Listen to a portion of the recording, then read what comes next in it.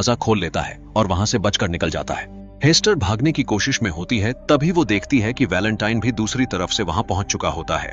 कुछ दूर भागने के बाद रास्ता खत्म हो जाता है और वहां एक खाई नजर आती है जहां से इंजन का सारा कचरा फेंका जाता है।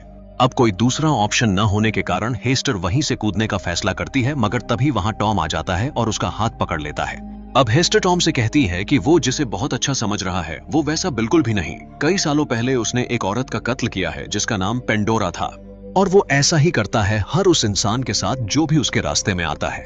हेस्टर टॉम से कहती है कि जाकर वैलेंटाइन से पूछो आखिर उसने उसकी माँ का कत्ल क्यों किया। इतने में टॉम का हाथ छूट जाता है और हेस्टर नीचे गिर जाती है।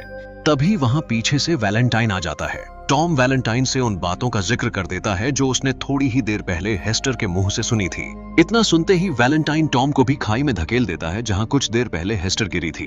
अब टॉम को ढूंढते ढूंढते कैथरीन वहां आ जाती है और वैलेंटाइन उससे कहता है कि टॉम और हेस्टर आपस में झगड़ा करते हुए नीचे गिर गए, मगर वैलेंटाइन नहीं जानता था कि बेविस ने सब कुछ देख लिया है।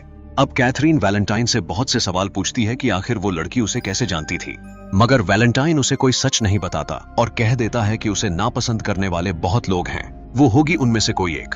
तभी कैथरीन की नजर टेबल पर पड़े कुछ मैप्स और फोटो पर पड़ती है जिसमें जमीन पर रहने वाले लोगों के इलाकों पर निशाने लगाए हुए थे। इंजन के गुजर जाने के बाद उसने बेहद बड़े गड्ढे छोड़ दिए थे जमीन में। वहीं टॉम बेहोश पड़ा था। हेस्टर उसके सारे पैसे और सामान निकाल लेती है।